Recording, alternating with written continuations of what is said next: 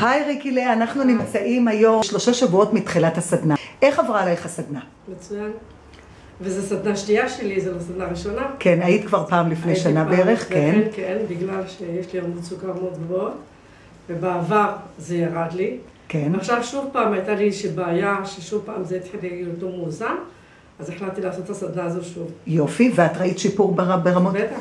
כן? איזה יופי, זאת אומרת, ירד... הייתי מתעוררת בבוקר עם 250, 280, ועכשיו אני מתעוררת עם 100, ש100 זה כבר סביר. וואו, יפה מאוד, מצוין. ועל הדרך גם רזית מאוד מאוד יפה.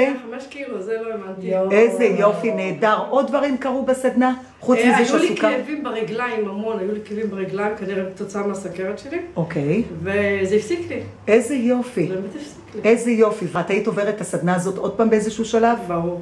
על הכיפק. תודה רבה יקירתי ריקלה.